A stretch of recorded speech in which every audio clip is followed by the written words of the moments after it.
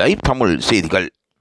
Sa Re Ga Ma Pa little Sam's 4வது season நிகழ்ச்சியை சிறுவர்களுக்காக தொகுத்து வழங்கி வருகின்றார் வழக்கம் ஒன்று தொகுப்பாளினி அர்ச்சனா. தனது வசீகர தன்மையால் அவர் வருடத்துக்கு வருடம் எவ்வாறெல்லாம் இந்த சரிகமபா நிகழ்ச்சி ஆரம்பிக்கப்படுகின்றதோ அங்கு ரசிகர்களை கவரும் வண்ணம் அவர் தொகுத்து வழங்கி வருவதாக கூறப்படுகின்றது. அத்துடன் நடுவர்களான சீனிவாஸ், ஸ்வேதா, SP சரண் மற்றும் சைந்தவி ஆகியோர் கலந்து சிறப்பித்து வருகின்றார்கள். சரிகமபா நிகழ்ச்சியை பொறுத்தவரையில் யாரும் எதிர்பாராத பல மாற்றங்கள் ஏற்படுத்தப்பட்டிருப்பதாக கூறப்படுகின்றது. சீனியர்களுக்கான சரிகமபா சீசன் 4 முடிவுக்கு வந்த நிலையில் அடுத்தபடியாக நவம்பர் 2ஆம் தேதி முதல் 14 வயதுக்கு உட்பட்ட சிறுவர்களுக்கான போட்டியும் ஆரம்பிக்கப்பட்டு நடைபெற்று வருகின்றது. இந்நிலையில் மெகா ஆடிஷனில் முக்கிய போட்டியாளராக வந்த சிறுவன் ஒருவன் பேசுவதற்கு கஷ்டப்படுகின்றார்.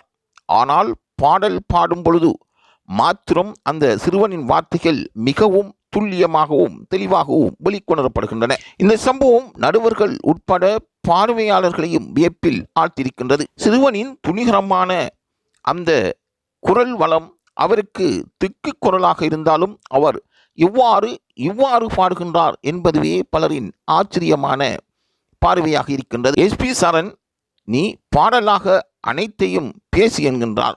அதற்கு அந்த சிறுவன் கொடுத்த பதில் ஒட்டுமொத்த அரங்கையும் கண்ணீரில் மூழ்கடித்தது. மெகா ஆடிஷனில் அந்த சிறுவன் தெரிவாகி அடுத்த கட்ட நிகழ்ச்சிக்குள் நுழைகின்றான்.